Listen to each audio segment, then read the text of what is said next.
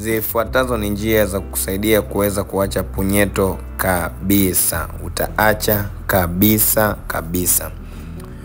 Punyeto ni hatari, na kama mwanaume ataendekeza punyeto, ana hatari ya kupoteza kabisa nguvu zake za kiume na kuwa na uwezo mdogo sana wa kushiriki tendo na mwenzi wake. Anapoteza uwezo kabisa. Na hapa leo ninataka nikupatie njia zisizopungua 5 njia za kuacha punyeto. Njia ya kwanza hapa ni ichukue punyeto kama kitu ambacho ni kibaya sana. Yaani ione ni mbaya. Hii itakusaidia wewe kuona ni kitu kibaya na kukiacha. Lakini ya pili, fanya mazoezi, hasa ule muda uliokuwa unautumia kufanya punyeto. Badala ya kufanya punyeto, tumia kufanya mazoezi. Kwa sababu ulikuwa unabomoa, sasa tumia kufanya mazoezi ili uweze kujenga.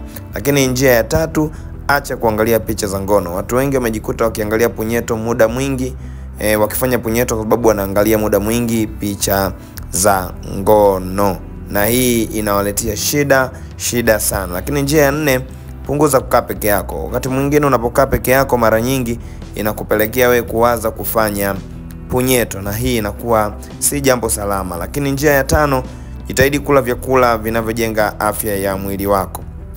Kwa hiyo ukijenga afya ya mwili wako itakuwa ni bora zaidi. Karibu, usiache kusubscribe.